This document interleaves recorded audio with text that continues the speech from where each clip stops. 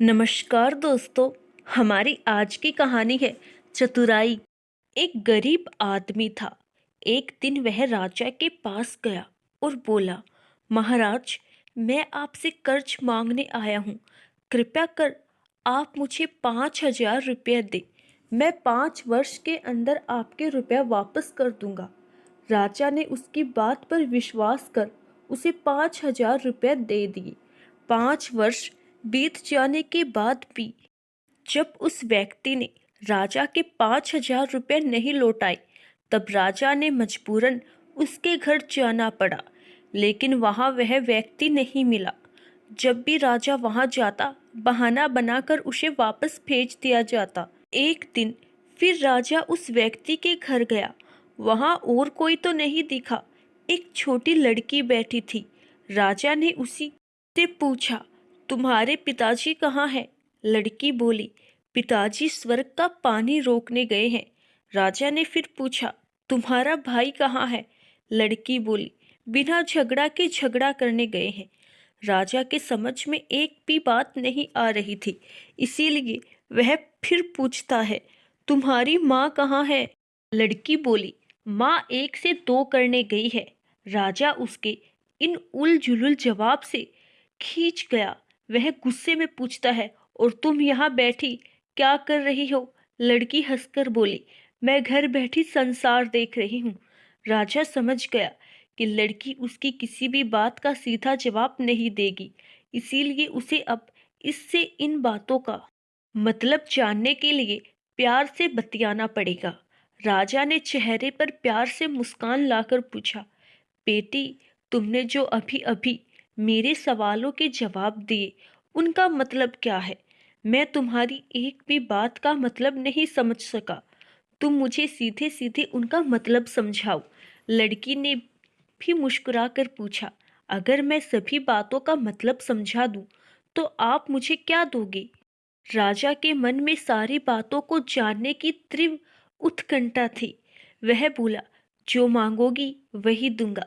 तब लड़की बोली, आप मेरे पिताजी का सारा कर्ज माफ कर देंगे तो मैं आपको सारी बातों का अर्थ बता दूंगी। राजा ने कहा, ठीक है, मैं तुम्हारे पिताजी का सारा कर्ज माफ कर दूंगा। अब तो सारी बातों का अर्थ समझा दो। लड़की बोली, महाराज, आज मैं आपको सारी बातों का अर्थ नहीं समझा सकती। कृपया कर आप कल आए, कल मैं जरूर बता दूंगी। राजा अगले दिन फिर उस व्यक्ति के घर गया। आज वहां सभी लोग मौजूद थे। वह आदमी, उसकी पत्नी, बेटा और उसकी बेटी भी। राजा को देखते ही लड़की पूछी, महाराज, आपको अपना वचन याद है ना? राजा बोला, हाँ, मुझे याद है। तुम अगर सारी बातों का अर्थ बता दो तो मैं तुम्हारे पिताजी का सारा कर्ज माफ कर दूंगा। लड़की बोली, सबसे पहले मैंने यह कहा था कि पिताजी स्वर्ग का पानी रोकने गए हैं। इसका मतलब था कि वर्षा हो रही थी और हमारे घर की छत से पानी टपक रहा था।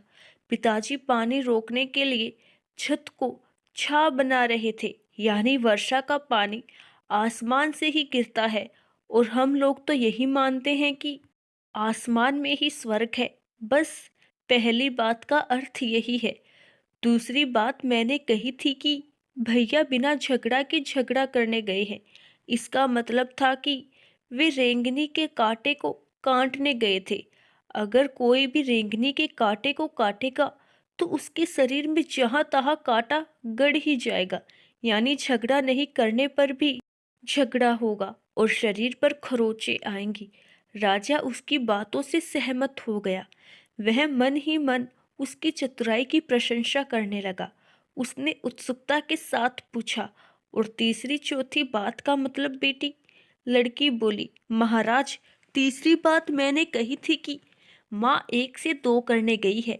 इसका मतलब था कि माँ अरहर दाल को पीसने, यानी उसे 1 का 2 करने गई है। अगर साबुत दाल को पीसा जाए तो 1 दाना का 2 भाग हो जाता है, यानी यही था 1 का 2 करना। रही चौथी बात, तो उस समय मैं भात बना रही थी और उसमें से एक चावल निकाल कर देख रही थी कि भात पूरी तरह पका है कि नहीं, इसका मतलब है कि मैं एक चावल देखकर ही जान जाती कि पूरा चावल पका है कि नहीं। अर्थात चावल के संसार को मैं घर बैठी देख रही थी। यह कहकर लड़की चुप हो गई। राजा सारी बातों का अर्थ जान चुका था। उसे लड़की की बुद्धिमानी भरी बातों ने आश्चर्य में डाल दिया था। फिर राजा ने कहा, बेटी तुम तो बहुत चतुर हो, पर एक बात समझ में नहीं आई कि यह सारी बातें तो तुम मुझे कल भी बता सकती थी, फिर तुमने मुझे आज क्यों बुलाया? लड़की हंसकर बोली, मैं तो बता ही चुकी हूँ कि कल जब आप आए थे तो मैं भात बना रही थी। अगर मैं आपको अपनी बातों का मतलब समझाने लगती तो भात गीला हो जाता या जल जाता, तो माँ मुझे जरूर पीटती। फिर घर में कल कोई भी नहीं था। अगर मैं इनको बताती कि आपने कर्ज माफ कर दिया है तो ये मेरी बात का विश्वास नहीं करते। आज स्वयं आपके मुंह से सुनकर कि आपने कर्ज माफ कर दिया है, जहां इन्हें इसका विश्वास हो जाएगा वही खुशी भी होगी। राजा लड़की की बात सुनकर बहुत ही प्रसन्न हुआ। उसने अपने गले से मोतियों की माला निकाल उसे देते हुए कहा, बेटी यह लो अपनी चतुराई का पुरस्कार। तुम्हारे पिताजी का कर्ज तो मैं माफ कर ही चुका हूँ। अब तुम्हें या तुम्हारे घर वालों को मुझसे बहाना नहीं बनाना पड़ेगा। अब तुम लोग निश्चित होकर रहो। अगर फिर कभी किसी चीज की जरूरत हो तो बेझिझक होकर मुझसे कहना। इतना कहकर राजा लड़की को आशीर्वाद देकर चला गया। लड़की के परिवार वालों ने उसे खुशी से गले लगा लिया। आशा करती हूँ दोस्तों आपको हमारी आज की कहानी जरूर पसंद आई होगी। धन्यवाद।